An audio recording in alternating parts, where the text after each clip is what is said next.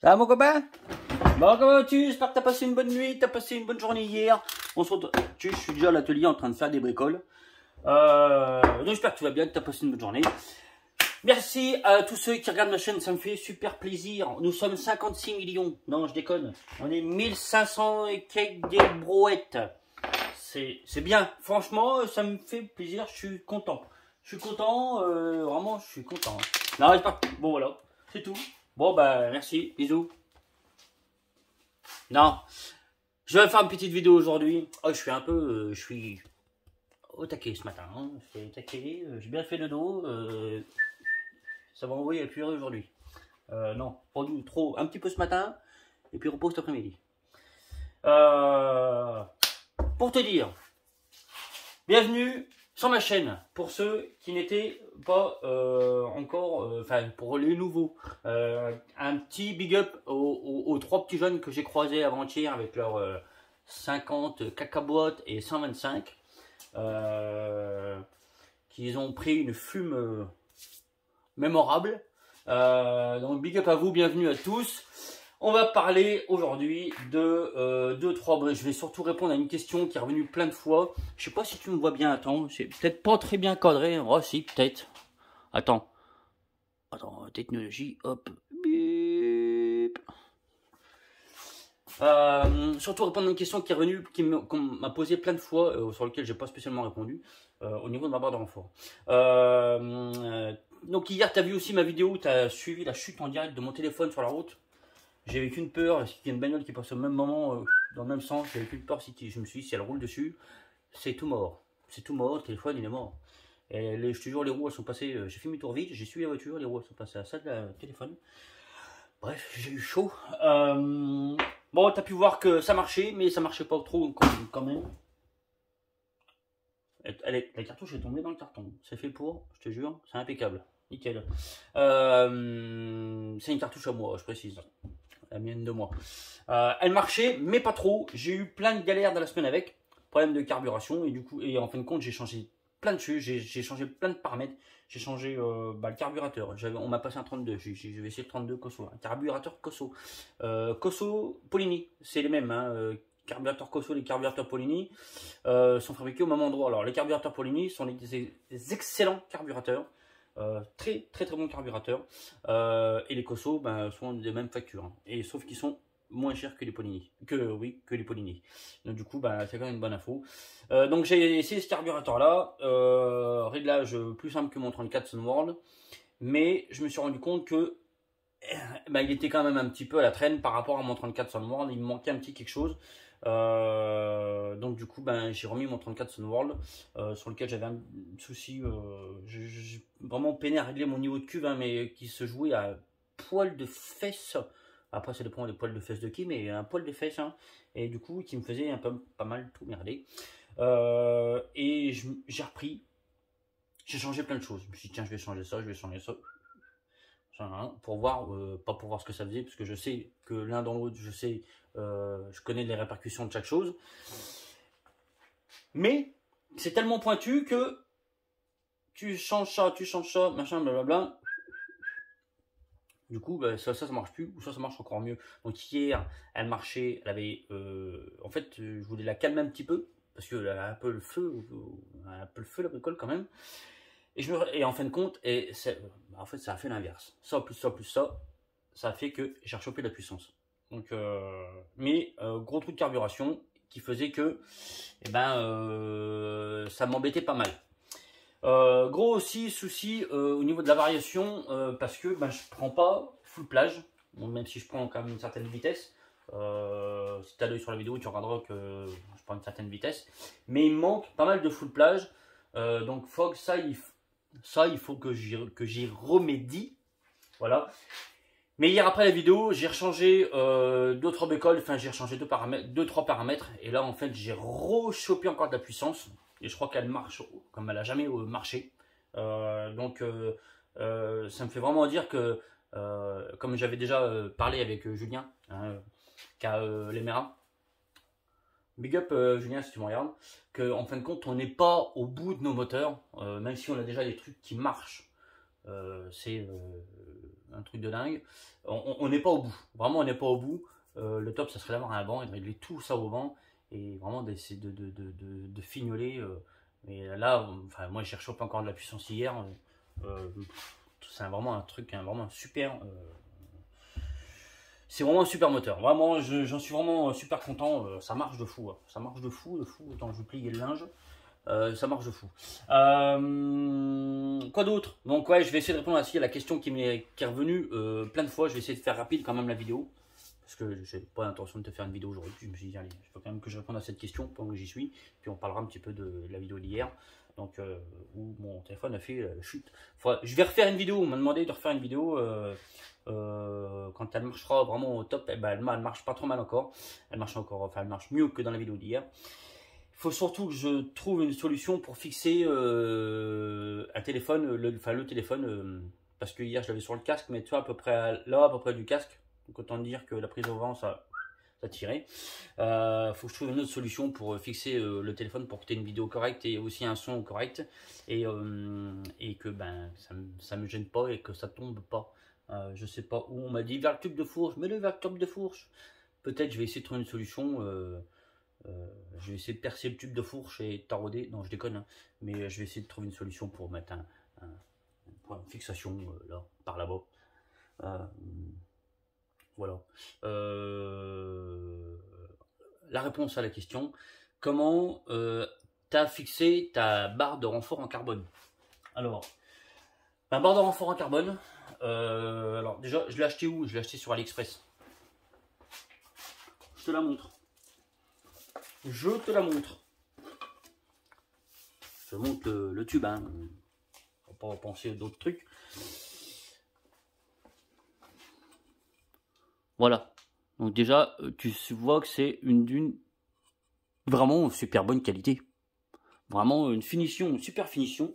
D'une rigidité de fou que je ne pensais même pas. Je me suis dit, c'est dû à 1,5 mm, enfin un peu plus d'un millimètre 5 d'épaisseur. Je vais peut-être hein, le tordre un petit peu comme ça. C'est d'une rigidité de dingue. Je te jure, c'est un truc de fou. Vraiment une très belle qualité de finition. Ça vaut le tube d'un mètre, ça vaut 40 balles. Tu fais faire ça en France, ça vaut 150 balles. Comment j'ai fixé ma barre de renfort? J'avais avant une barre de renfort acier coudée. J'ai récupéré les deux extrémités que j'ai réalignées, parce qu'avant il était coudé, maintenant c'est une barre de renfort droite. Donc j'ai réaligné, si tu veux, en fait, mes deux extrémités. J'ai gardé à peu près ça de chaque côté, que j'ai rentré du coup dans mon tube là. Au préalable, avant de commander ça, j'ai pris le diamètre extérieur de ma barre de renfort. Et j'ai commandé le même diamètre intérieur, du coup, le diamètre intérieur de là, et le diamètre extérieur de ma barre de renfort. Ça rentre dedans en force, vraiment en force. Donc c'est rentré dedans, donc j'ai tout réaligné, j'ai rentré en force et j'ai collé au selle roulement. Alors ça bouge pas. Peut-être que je vais rajouter deux petites vis de chaque côté, des mini vis noyées pour éviter quand même peut-être une certaine contrainte, enfin un certain mouvement du cadre quand il fait ça, pour que l'utilité de la barre de renfort soit vraiment complète. Mais même si là, je vérifie comment ça travaille. Ça n'a pas l'air de bouger vraiment beaucoup, même pas du tout, d'accord? Mais je vais quand même mettre une petite vis de chaque côté pour vraiment solidariser tout ça. Donc voilà comment j'ai fixé ma barre de renfort, hein. C'est rien de compliqué, rien enfin c'est vraiment tout bête, hein. Faut juste bien faire attention alors après si toi t'as pas de barre de renfort à l'origine et que tu veux mettre ce genre de barre de renfort, je pense que tu trouveras une adaptation. Peut-être que mon idée va déjà te filer toi une direction, une idée pour mettre cette barre de renfort en carbone. Et du coup, je suis quand même content que parce que ça a plu à pas mal de monde, hein. Alors, pour parler du poids, alors ça vaut que dalle. Franchement, sur AliExpress, ça vaut que dalle. Tu fais ça en France, ça vaut 150 balles. Si je prends ça de tube de ma barre de renfort, donc ça de ma barre de renfort d'avant, ça, le poids de ça, c'est le poids de tout ça. C'est le poids de tout ça. Vraiment, ça pèse que dalle. La barre de renfort, je crois qu'elle pèse un peu plus de 30 grammes là. Complète. L'autre, elle en pèse. C'est pas moins je crois qu'elle pèse je crois qu'elle pèse 100 kg hein, dans sa totalité. Je crois qu'elle pèse 100 kg. Donc vraiment un réel gain de poids à ce niveau-là. Donc voilà, donc j'espère avoir répondu à ta question là-dessus. Là aujourd'hui, tu vois, moi je vais faire un peu de soudure, je vais faire un peu de réparation. J'ai un copain qui a cassé ses pots d'échappement. Donc autant dire qu'il y a un peu de boulot quand même. Donc là, il y a un pot fast, non, un pot joli moto et un pot fast. Ah ben il aime bien les pots fast et les pots joli moto, mon copain. Et du coup, ben je dois. Alors celui-là, il a déjà été modifié.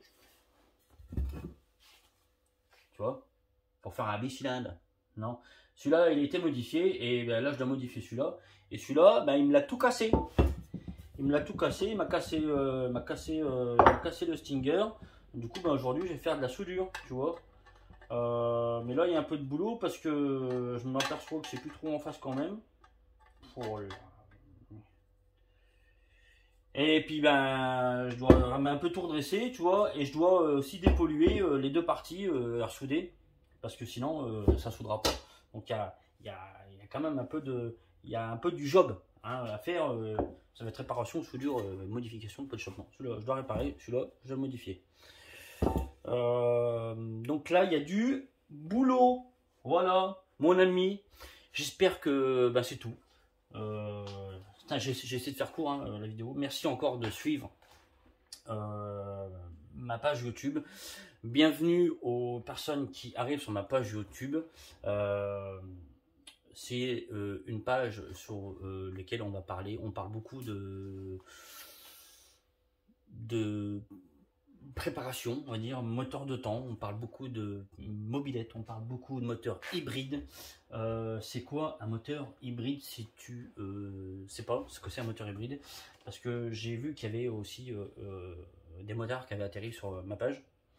Motard quoi.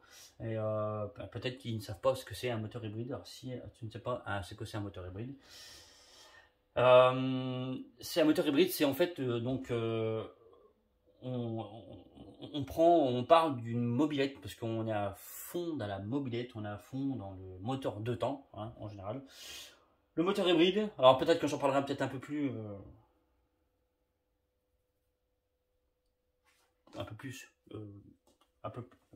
mieux prochaine fois. Un moteur hybride, c'est en fait on prend des pièces de véhicules différents, on va dire, et on fait un moteur pour mettre sur une mobilette. Voilà, c'est tout. Genre ça c'est les carters que j'ai reçus, que j'ai ouvert ce matin. Alors, il y a un peu de boulot, hein, je t'avoue, il y a un peu de taf là quand même. C'est pas joli. Ça c'est les carters de moteur de scooter et qu'on modifie pour adapter sur une mobilette. Voilà. Pourquoi le moteur hybride. C'est tout. Allez, moi je vais bosser sur les pots d'échappement parce que là il y a pas mal de boulot quand même. Ils ont déjà été. Tu vois, celui-là, je vois qu'il a été. Celui-là, c'est qui a été modifié. Tu vois, voilà. Passe un bon dimanche. Je te fais des bibis. Je te dis à très bientôt. Il y a des moteurs qui sont sympas qui vont arriver. Un moteur Polini de mobilette, je crois, Polini, sur lequel on va juste faire un montage et une métrologie, donc ça sera quand même intéressant, donc je vais te le montrer. On va essayer de faire le montage un peu complet ensemble. En plus là je vais arriver en vacances, donc j'aurai un peu de temps pour peut-être plus faire les vidéos, tout ça, ça sera un peu moins la course. Donc ça sera quand même intéressant de voir ce que ce moteur en fait propose en termes de diag, de métrologie en général quoi, en termes de diag, voilà, de taux, tout ça, de voir un peu ce qu'il propose. Donc il n'y a pas de préparation, il n'y a pas de préparation sur ce moteur là. On le laisse stock, on y fait juste un montage, une métrologie. On va faire aussi un moteur donc là-bas, celui-là, donc le moteur Bidalo, donc un 88 Bidalo monté sur carter scooter. On m'a demandé de le faire, donc je vais le faire, pas de souci. On va faire aussi un moteur Polini de mob, donc on va monter en course longue. Alors j'en ai déjà fait un, on va en faire un deuxième. Voilà, on va faire ça aussi, donc voilà. Et un moteur qui va arriver, j'espère bientôt. J'ai hâte, un moteur hybride, j'ai hâte de le faire, qui sera un moteur full Malossi. Donc là, j'ai hâte de le faire. Franchement, j'ai hâte de le faire, de te montrer. Ça va être un chouette truc. Voilà, je te dis, c'est tout. Un beau dimanche, je te fais un bibi, à bientôt.